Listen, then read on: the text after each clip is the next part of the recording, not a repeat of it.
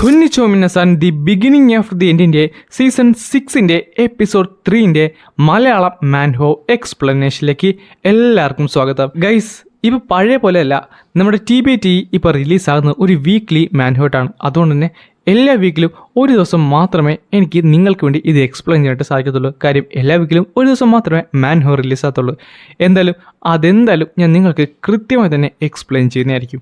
So ഇതുപോലത്തെ videos മിസ്സാക്കാതിരിക്കാൻ വേണ്ടി നമ്മുടെ പേജ് സബ്സ്ക്രൈബ് ചെയ്യാനും ഹൈപ്പ് ചെയ്യാത്ത കൂട്ടുകാർ ഇപ്പോൾ തന്നെ ഹൈപ്പ് ചെയ്യാനും മറക്കണ്ട. കാര്യം നിങ്ങൾ ഹൈപ്പ് ചെയ്താൽ അത് നിങ്ങൾ എന്നെ നന്നായിട്ട് സപ്പോർട്ട് ചെയ്യുന്നു എന്നാണ് അർത്ഥം. സോ ഇപ്പം തന്നെ ഹൈപ്പ് ചെയ്തേക്ക്. അങ്ങനെ ഈ ചാപ്റ്റർ തുടങ്ങുന്നിടത്ത് നമുക്കൊരു ടെൻ്റാണ് കാണാൻ സാധിക്കുന്നത്. ആ ടെൻറ്റിൻ്റെ ചുറ്റിനുമായിട്ട് ഒരു മാജിക്കിനാൽ എന്തൊക്കെ സൃഷ്ടിച്ചിട്ടുണ്ട്, ഒരു ഷീൽഡ് പോലെ. പെട്ടെന്നാണ് അതിൻ്റെ ഉള്ളിൽ നിന്ന് ഒരു ശബ്ദം കേൾക്കുന്നത്. എൻ്റെ കൈ എവിടെ? ആരെങ്കിലും ഉത്തരം എന്താ? എൻ്റെ കൈ എവിടെ? ആ സമയത്താണ് ആ ടെന്നിന്റെ ഫ്രണ്ടിൽ കൂടെ ആരൊരാൾ അകത്തേക്ക് കയറി വന്നത്. നീയല്ല ശരിക്കും ഒരു വീട്ടിൽ തന്നെയാണല്ലേ? മര്യാദക്ക് എന്നെ അഴിച്ചുവിടുന്നതായിരിക്കും നിനക്ക് നല്ലത്. അല്ലെങ്കിൽ അറിയാലോ, ഞാൻ ഒരു ബ്ലഡ് വെയിലാണ്. അത് മാത്രമല്ല, എൻ്റെ രാജ്യം എന്ന് പറഞ്ഞപ്പോൾ പെട്ടെന്നായിരുന്നു അവൻ്റെ കാരണം നോക്കി ആർത്തർ ഓരോന്നതിനെ അടി വെച്ച് കൊടുത്തത്. നീ എന്നെ തല്ലിയല്ലേ? നിന്റെ പേരെന്താണ്? ഞാൻ നിന്നെ ചെറുക്ക, നിനക്ക് കാര്യത്തിന്റെ ഗൗരവം അത്ര മനസ്സിലായിട്ടില്ലെന്ന് തോന്നുന്നല്ലേ? അടുത്ത സെക്കൻഡ് തന്നെ ആർതർ തൻ്റെ ലൈറ്റ്നിങ് മാജിക് അങ്ങോട്ട് യൂസ് ചെയ്യുന്നുണ്ട്. നീ എന്ത് ചെയ്യണം? മര്യാദ കഴിച്ചുവിടാൻ നോക്കാൻ പറയുമ്പോൾ അവൻ്റെ അടുത്തേക്ക് ആർത്തർ അവൻ്റെ കൈ കൊണ്ടു ചെന്നു. ഇതേ സമയത്ത് ആർത്തർ നല്ല ദേഷ്യത്തിലായിരുന്നു. കാര്യം അഗ്രോണ അവനോട് പറഞ്ഞ കാര്യങ്ങളാണ് അവൻ്റെ മനസ്സിൽ കൂടെ കടന്നു പോകുന്നത്.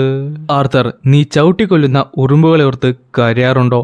ഈ സമയത്ത് ആർത്തർ അവൻ്റെ തലയിൽ കഴിച്ച് ഒരു ഷോക്ക് അങ്ങോട്ട് അടുപ്പിക്കുകയും ചെയ്യും. ആ സമയത്ത് അവൻ പതുക്കെ കണ്ണ് തുറക്കാൻ നേരത്ത് ആർത്തറിൻ്റെ ആ ഒരു ഭയാനകമായ രൂപമാണ് കാണാൻ സാധിച്ചത്. ഇപ്പോൾ എന്താണ് പറ്റിയത്?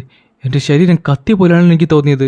ആ നിന്റെ നെർവ് എൻഡിങ്സ് ജസ്റ്റ് ഒന്ന് കരിഞ്ഞു പോയതാ. ഇനി നീ കംപ്ലീറ്റ്ലി കൺഫ്യൂസ്ഡ് ആയിരിക്കും. പിന്നെ ഇതൊരു തുടക്കം മാത്രമാണെന്ന് പറഞ്ഞിട്ട് വീണ്ടും അവൻ്റെ നെറ്റിയിലേക്ക് കൈവച്ച് ആർത്തർ അവനെ കറണ്ട് അടുപ്പിച്ച് ടോർച്ചർ ചെയ്യുന്നുണ്ട്. കുറച്ച് സമയത്തിന് ശേഷം അവൻ തന്നെ പറയും, മതി പ്ലീസ്, നീ എന്തിനാണ് ഇതൊക്കെ ചെയ്യുന്നത്? നിനക്ക് എന്താണ് വേണ്ടത്? നീ ചോദിക്കുന്നതെല്ലാം ഞാൻ പറയാം. നിന്റെ പേര്? എൻ്റെ പേരോ? അതെന്തിനാണ്? പെട്ടെന്ന് ആർത്തർ കൈ അനക്കിയത്. സ്റ്റീഫൻ വെയിൽ എന്നാണ് എൻ്റെ പേര്. സ്റ്റീഫൻ, നിന്റെ ഫാമിലി അല്ലെങ്കിൽ ബ്ലഡ് അതെന്തായാലും ഒരു ഉയർന്ന പൊസിഷനിലുള്ളതല്ലേ? ഞാൻ പറഞ്ഞത് ശരിയാണോ? അതെ. എങ്കിൽ ഒരു കാര്യം പറയാം, നീ ഞാനോട്ട് കോപ്പറേറ്റ് ചെയ്ത് കഴിഞ്ഞാൽ ഞാൻ നിന്നെ കൊല്ലത്തില്ല. നിന്റെ ആൻസറിൽ എന്തുമാത്രം സത്യമുണ്ടോ അതിനനുസരിച്ചായിരിക്കും ഇത് ഡിപ്പെൻഡ് ചെയ്യുന്നത്. ഞാൻ പറഞ്ഞത് മനസ്സിലായോ? ആ, മനസ്സിലായി. ആ, നന്നായി. പറ, നിന്റെ ഹൗസ് വെയിലുള്ള എല്ലാ മെമ്പേഴ്സിൻ്റെ പേരും പിന്നെ നിനക്ക് അവരോടുള്ള റിലേഷനും. ലൂസിയ വെയിൽ അതിൻ്റെ സിസ്റ്ററാണ്. ഇസറോള വെയിൽ അതിൻ്റെ മദറാണ്. പിന്നെ കാർണൽ വെയിൽ അതിൻ്റെ അച്ഛനും. കാർണൽ അതാ യൂട്ടോയുടെ മെമ്മറി കണ്ടവനല്ലേ? എന്താണ് അവേക്കണിങ് പ്രോസസ്സ്? അവേക്കണിങ് പ്രോസസ്സ് എന്ന് പറയുന്നത് ഒരു സെറമണിയാണ്. ഒരു കുട്ടി അതിൻ്റെ ആദ്യത്തെ മാർക്ക് അവേക്കൺ ചെയ്യുന്നതിനാണ് അത് വിളിക്കുന്നത്. അത് മാത്രമല്ല, അപ്പോഴാണ് ഒരു കുട്ടി ഒരു മേജായിട്ട് മാറുന്നത്. അപ്പോൾ ഒരു ക്രസ്റ്റും ഒരു മാർക്കും തമ്മിലുള്ള ഡിഫറൻസ് എന്താണ്? ക്രസ്റ്റോ? ഇവനെങ്ങനെയാണ് ക്രസ്റ്റിനെ പറ്റി അറിയാവുന്നത്? ക്രസ്റ്റ് എന്ന് പറയുന്നത് കുറച്ചൊരു സ്ട്രോങ്ങറാണ്. അത് കാരണം തന്നെ ഗ്രേറ്ററുള്ള അണ്ടർസ്റ്റാൻഡിങ്ങും പിന്നെ സ്പെസിഫിക് ടൈപ്പ് ഓഫ് മാജിക്കും കിട്ടുന്നതാണ്. ആൻസർ കിട്ടാൻ ഏറ്റവും നല്ല വിധം എന്ന് പറയുന്നത് ഞാൻ കൺഫേം ചെയ്യുന്ന പോലെ ചോദിക്കുന്നതാണ്. അപ്പോൾ ഈ ക്രസ്റ്റിനൊക്കെ മുകളിൽ സ്ട്രോങ്ങറായിട്ട് എന്തെങ്കിലും ഉണ്ടോ? ഈ ക്രസ്റ്റും സ്റ്റേജും അതിൻ്റെ മുകളിൽ എന്താണുള്ളത്? ക്രസ്റ്റിൻ്റെയൊക്കെ മുകളിൽ എംബ്ലംസ് പിന്നെ റെഗാലിസും. എങ്കിൽ ഒരു റിട്ടേൺ വെച്ച് ഈ റെഗാലിസിനെ കമ്പയർ ചെയ്യുന്നത് അവരെന്ത് മാത്രം സ്ട്രോങ്ങറാണ്. അതെനിക്കറിഞ്ഞൂടാ. എൻ്റെ ഫാമിലിയിലെ ഏറ്റവും സ്ട്രോങ്ങർ എന്ന് പറയുന്നത് ഒരു എംബ്ലം ഹോൾഡറാണ്. ഞാൻ സത്യം പറയുവാണ്, വിട്രയുടെ പേരിട്ടാണ് ഞാൻ സത്യം പറയുന്നത്. വിട്രയുടെ പേരിട്ട് അതിനർത്ഥം വിട്രനെ ദൈവമായിട്ടാണ് ഇവർ കാണുന്നതെന്നല്ലേ? എങ്കിൽ എത്ര എംബ്ലം ആൻഡ് എത്ര റെഗാലി ഹോൾഡേഴ്സാണ് ഇപ്പോൾ കറൻ്റ്ലി ഡിക്കത്തനിലുള്ളത്? എൻ്റെ കമാൻഡർ ഒരു എംബ്ലം ഹോൾഡറാണ്, പക്ഷേ അദ്ദേഹത്തിന് മുകളിലുള്ളത് അതൊരു റെഗാലി ഹോൾഡറാണ്. പക്ഷെ എനിക്ക് എണ്ണമൊന്നും അറിഞ്ഞൂടെ കൃത്യമായി തന്നെ. ചുരുക്കം പറഞ്ഞാൽ ഇവൻ ഏറ്റവും ലോവർ റാങ്കിലുള്ള ഒരാളാണ്. ഇവനെ കൊണ്ട് എനിക്ക് പ്രത്യേകിച്ച് ഉപയോഗമൊന്നുമില്ല. പക്ഷേ എനിക്ക് മറ്റൊരു കാര്യം അറിയാം. ഞങ്ങൾ മാത്രമല്ല ഈ ഫോറസ്റ്റ് അറ്റാക്ക് നടത്തിയിട്ടുള്ളത്. സെവറൽ ട്രൂപ്സ് ഇപ്പോൾ നോർത്തേൺ സൈഡിലേക്ക് വരുന്നുണ്ട്. സത്യമാണ് ഞാനീ പറയുന്നത്. അല്ല, ഞാനീ പറഞ്ഞല്ല നല്ല ഇൻഫർമേഷൻ അല്ലേ? ഇനി എന്നെ വിട്ടേക്കത്തില്ലേ? നീ പ്രോമിസ് ചെയ്തതല്ലേ? നീ പറയുന്നതെല്ലാം ഞാൻ കറക്റ്റായിട്ട് പറഞ്ഞു കഴിഞ്ഞാൽ നീ എന്നെ. ആ സമയത്ത് ആർത്തർ ആ ഒരു ടെൻറ്റ് തുറന്ന് പുറത്തേക്ക് ഇറങ്ങി. അവിടെയാട്ടെ ഒത്തിരിയധികം എൽസിൻ്റെ ശവശരീരവും ഒത്തിരിയധികം പേര് ട്രീറ്റ് ചെയ്യുന്നവരെ കാണാൻ സാധിക്കുന്നത്. ഞാൻ പറഞ്ഞതുപോലെ തന്നെ നിന്നെ എന്തായാലും ഞാൻ കൊല്ലത്തില്ല. എന്നിട്ട് ആർത്തർ അവിടെ ഉണ്ടായിരുന്ന ആ ഒരു ഹെഡിൻ്റെയൊക്കെ പറയുകയും ചെയ്യും, ആ ഒരു അലക്കറിനെ നിനക്ക് ഇഷ്ടമുള്ള രീതിയിൽ ഡിസ്പോസ് ചെയ്യാവുന്നതാണ്. പിന്നെ കാണിക്കുന്നത് അവൻ ആ കാട്ടിലൂടെ നടക്കുന്നതാണ്. ഈ സമയത്തെല്ലാം അലക്കറയുടെ ലീഡറായുള്ള അഗ്രോണ പറഞ്ഞ കാര്യമാണ് അവൻ്റെ മനസ്സിലുള്ളത്. ഞാൻ എന്താണ് ചെയ്യേണ്ടതെന്ന് എനിക്കറിഞ്ഞൂടാ. കൗൺസിലിൻ്റെ ഇടയ്ക്ക് അഗ്രോണിനെ പറ്റി പറയണോ? പക്ഷേ ആർക്കും ഈ ഒരു ത്രെട്ടിനെ പറ്റി അറിഞ്ഞൂടാ, എനിക്ക് സിൽവിക്കോ അല്ലാതെ. സത്യം പറഞ്ഞാൽ സിൽവിയുടെ ഭാഗത്ത് നിന്ന് എനിക്കൊന്ന് ഹൈഡ് ചെയ്യാൻ പറ്റത്തില്ല, കാര്യം ഞങ്ങളുടെ തോട്ട്സ് കണക്റ്റഡ് ആണ്. എന്തായാലും സിൽവിയുടെ പുതിയ ബോഡിയും ബാക്കിയുള്ള കാര്യങ്ങളൊക്കെ നന്നായിട്ട് പഠിക്കുന്നുണ്ടെന്ന് തോന്നുന്നു. അത് മാത്രമല്ല എൻ്റെ ഡ്രാഗൺസ് വില്ലി അത് കംപ്ലീറ്റ് എനിക്കിപ്പോൾ കൺട്രോൾ ചെയ്യാൻ പറ്റുന്നുണ്ട്, വൈറ്റ് കോർ ആയതുകൊണ്ട് തന്നെ. എന്തായാലും ക്യാൻസൽ വിട്ടത് അത് നന്നായി.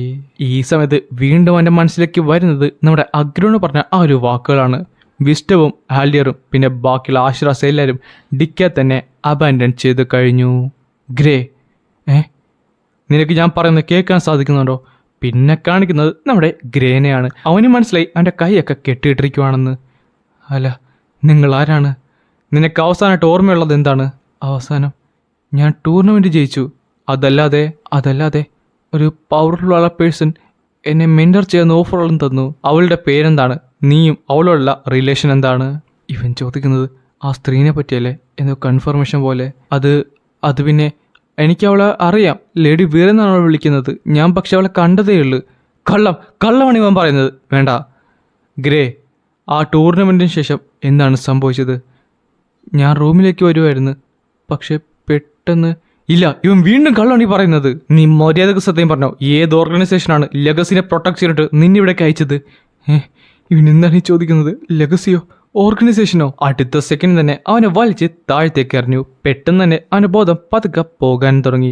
അവൻ്റെ തുണിയൊക്കെ അഴിച്ചിട്ടേക്ക്, ഞാൻ ഫോഴ്സറോസുമായിട്ട് വരാം. പിന്നെ അവൻ കണ്ണു തുറക്കാൻ നേരത്ത് അവിടെ അടുത്തും ചോദിക്കുകയും ചെയ്യും, എനിക്ക് ആവശ്യമുള്ള വേണ്ടപ്പെട്ട കുറച്ച് ഇൻഫർമേഷൻ നിന്റെ കയ്യിലുണ്ട്, അതുകൊണ്ട് നിന്നെ തൽക്കാലം ഞങ്ങൾക്ക് ജീവനോടെ വേണം. തൽക്കാലം എന്നെ ബോധം പോയിരുന്നു. നീ ഞങ്ങൾ വിചാരിക്കുന്ന പോലെ യഥാർത്ഥ ഒരു സസ്പെക്റ്റ് ആണെങ്കിൽ നീ ഓൾറെഡി ഇതിനുവേണ്ടി പ്രിപ്പയർ ആയിരിക്കും. പക്ഷേ ഞങ്ങൾക്കാണ് തെറ്റുപറ്റിയെങ്കിൽ ആ എവിഡൻസും ബാക്കിയുള്ളതെല്ലാം സിംപ്ലി ഒരു കോയിൻസിഡൻസ് മാത്രമായിരിക്കും. പക്ഷേ ഈ ഒരു എക്സ്പീരിയൻസ് അതെന്തായാലും നിനക്കൊട്ടും കംഫർട്ടബിൾ ആയിരിക്കത്തില്ല. അല്ല, നീ എന്താണ് ഈ പറയുന്നത്? നീ എന്താണ് ഈ ചെയ്യുന്നതെന്ന് പറയുന്നിടത്ത് അവൻ്റെ നെഞ്ചത്തേക്ക് ആ ഒരു ഫോസ്ഫറ തേച്ച് പിടിപ്പിക്കും. എന്നിട്ട് അവനായിട്ട് ലൈറ്റർ യൂസ് ചെയ്ത് അത് കത്തിക്കുന്നുണ്ട്. ആർത്തൻ്റെ ശരീരം കത്താനും അവന് വേദനിക്കാനും തുടങ്ങി. വേണ്ട, പ്ലീസ് വേണ്ട. പക്ഷേ അവനൊന്നും നിർത്തിയില്ല. ആർത്തൻ്റെ പല ശരീരഭാഗങ്ങളും അവൻ കത്തിക്കാനായിട്ട് തുടങ്ങി. ആ ഒരു ടോർച്ചറിൻ്റെ ഇടയ്ക്ക് സമയം പോയത് ഞാൻ അറിഞ്ഞത് പോലുമില്ല. ഓരോ തവണ എൻ്റെ ശരീരം കത്താൻ നിർത്ത് ആ ഒരു വേദന എൻ്റെ ഉള്ളിലേക്ക് കുത്തിയമർന്നു. ഇടയ്ക്ക് ആ ഒരു ബ്രേക്ക് എന്ന രീതിയിൽ പോകും. ആ സമയത്ത് ഞാൻ വിചാരിക്കും ഞാൻ രക്ഷപ്പെട്ടെന്ന്. പക്ഷേ അവർ വീണ്ടും വരും, വീണ്ടും അതിനെ ഉപദ്രവിക്കും. ഞാൻ പറഞ്ഞില്ലേ, ഞാൻ എല്ലാം തന്നെ പറഞ്ഞു. ഓക്കെ, ഇനി ഞാൻ നിന്നോടൊരു കഥ പറയാം. ആ കഥയിൽ എനിക്ക് കുറച്ച് ഗ്യാപ്സ് ഉണ്ട്. ആ ഗ്യാപ്സൊക്കെ നീ വേണം ഫുൾഫിൽ ചെയ്യാനായിട്ട്. എങ്കിൽ മാത്രമേ നിനക്കറിയാലോ ഞാൻ പറഞ്ഞത്. നിന്റെ പേര് ഗ്രേ എന്നാണ്. Head master Olivia Wilbeck. അവൾ നിന്നെ കണ്ട് ഇൻഫൻ്റ് ആയിരുന്ന രീതിയിൽ ആ ഒരു ഓർഫണേജ് നിന്നെ വളർത്തിയിരുന്നു. അതുകൊണ്ട് തന്നെ അതായിരുന്നു നിന്റെ വീട്. സോ ഗ്രേ, ഞാൻ പറഞ്ഞൊക്കെ ശരി തന്നെയാണോ? ഇനിയാണ് നിന്റെ ഹെൽപ്പ് എനിക്ക് വേണ്ടത്. ഏത് മിലിറ്ററി ഇൻസ്റ്റിറ്റ്യൂഷനാണ് നിന്നെ ട്രെയിൻ ചെയ്തിട്ടുള്ളത് ലെഗസിയുടെ പ്രൊട്ടക്ടർ ആകാനായിട്ട്? ഞാൻ ഇപ്പോഴാണ് second year of Wiltham military academy പാസ്സായത്. അതിനു മുമ്പ് എനിക്ക് ട്രെയിനിങ്സ് ഒന്നും കിട്ടിയിട്ടില്ല. നീ പറഞ്ഞു വരുന്നത് പ്രോപ്പറായുള്ള ഒരു ട്രെയിനിങ് പോലും കിട്ടാതെയാണ് നീ ഒരു 2 സ്കിൽഡ് കീ കോമ്പാക്റ്റിനെ ഡിഫീറ്റ് ചെയ്തതെന്നാണോ? അല്ല, എൻ്റെ കൂടെ എൻ്റെ ഫ്രണ്ട്സ് ഉണ്ടായിരുന്നു, അവരുടെ സഹായവും. ഒരു ലെഗസിനെ ഇത്ര സിമ്പിളായിട്ട് പബ്ലിക്കിലേക്ക് അഴിച്ചു വിട്ടു, അത് 2 പിള്ളേരുടെ കൂടെ. ലെഗസി, നിങ്ങൾ എന്താണ് ഈ പറയുന്നത്? എനിക്കൊന്നും മനസ്സിലാവുന്നില്ല. ഞാൻ ഇതിനു മുമ്പ് കേട്ടിട്ട് പോലുമില്ല. ഗ്രേ, 2 കാര്യത്തിലാണ് എനിക്ക് ക്ലിയർ ആകാനുള്ളത്. ഒന്നാമത്തത്, ഏത് ഓർഗനൈസേഷനാണ് ലെഗസിനെ പ്രൊട്ടക്ട് ചെയ്യാനായിട്ട് നിന്നിവിടെ അയച്ചിട്ടുള്ളത്? രണ്ടാമത്തത്, ആ കൺട്രി എന്തുമാത്രം എക്സ്റ്റെൻഡ് വരെ പോകാനായിട്ട് തയ്യാറാണ്? കാര്യം പബ്ലിക്കിൽ വെച്ചാണ് ലേഡി വിറ നിന്നെ മെൻറ്ററാക്കാമെന്ന് അനൗൺസ് ചെയ്തിട്ടുള്ളത്. പ്ലീസ്, ഞാൻ സത്യമാണ് ഈ പറയുന്നത്. അതേസമയം ഗ്രേയുടെ മുഖത്തേക്ക് ആ ഫോസ്ഫറ തേച്ച് പിടിപ്പിക്കുന്നുണ്ട്. പ്ലീസ് എന്നെ ഒന്ന് ചെയ്യണമെന്ന് പറഞ്ഞത്. ആ സമയത്ത് അവൻ ആർത്തൻ്റെ അടുത്തേക്ക് ആ ഒരു ലാമ്പോട്ട് വരികയും ചെയ്യും. എന്നിട്ട് കത്തിക്കുന്നുണ്ട്. ഞാൻ സത്യമാണ് പറയുന്നത്. പെട്ടെന്നായിരുന്നു ഒരറ്റാക്ക് അവിടേക്ക് പാഞ്ഞു വന്ന് അവിടെ ഉണ്ടായിരുന്ന ഒരുത്തൻ്റെ കഴുത്തിലേക്ക് കുത്തി കയറിയത്. ആരാണതെന്ന് ചോദിക്കുന്നതിന് മുമ്പ് തന്നെ അവൻ്റെ മേത്ത് ഒരൊന്നര പഞ്ച് വന്ന് വീണു. അവൻ തെറിച്ച് പോകുകയും ചെയ്യും. രചക്ക, നീ പേടിക്കണ്ട, നീ സേഫാണ്. പറഞ്ഞത് മറ്റാരുമില്ലായിരുന്നു, നമ്മുടെ ലേഡി വിറയായിരുന്നു.